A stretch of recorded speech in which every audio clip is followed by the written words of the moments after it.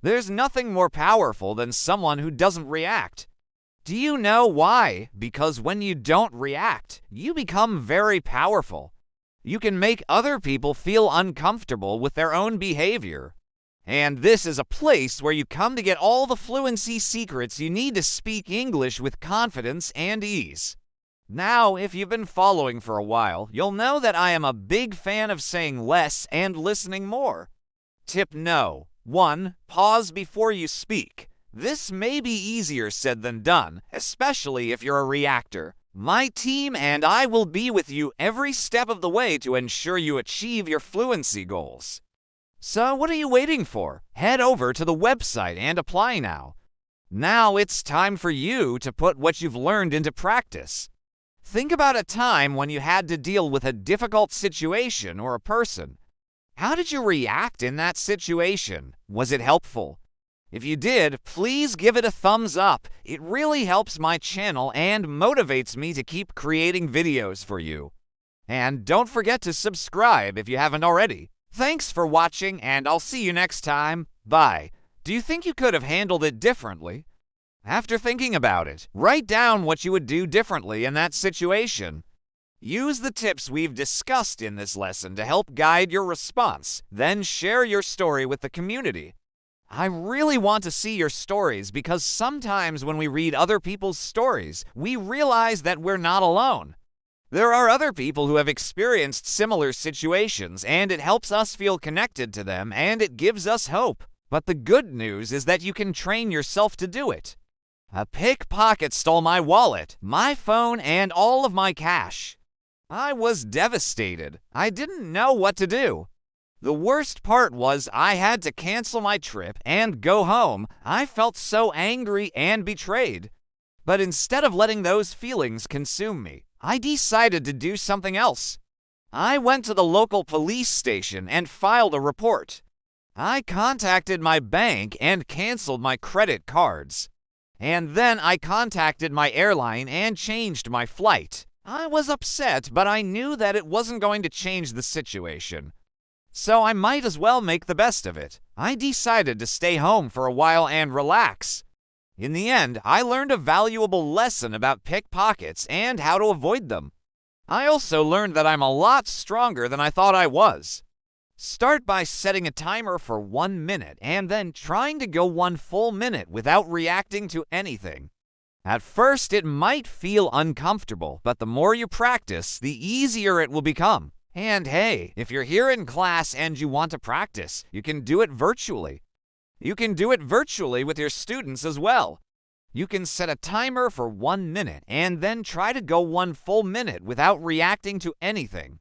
Everyone can do it together and then discuss the experience afterwards. Tip no. 2. Focus on your breath. One way to calm down in the moment and stop yourself from reacting is to focus on your breath. Deep breathing can help you relax and refocus. Just take a few deep breaths in and out, and you'll be able to think more clearly and calmly. Tip no. 3. Use positive self-talk. When you're feeling reactive, it can be helpful to use positive self-talk to calm yourself down. For example, you could say to yourself, "I can handle this situation," or "I'm doing well despite the difficulties."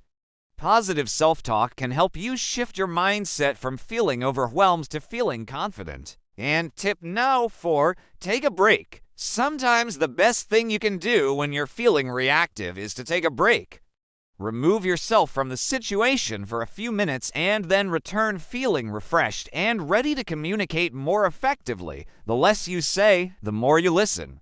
So today we're gonna not talk about the importance of not reacting and how you can use it to improve your own English communication skills. But before we get started, I just want to remind you that, okay, so far we've talked about why it's important to not react and how to do it. But now we're going to look at the benefits of not reacting. Let's start with no. 1. It shows confidence. When you don't react to other people's comments or actions, it shows that you're confident in yourself and your abilities. It sends a message that you don't need their approval or validation to feel good about yourself. No. 2. It helps you maintain your boundaries.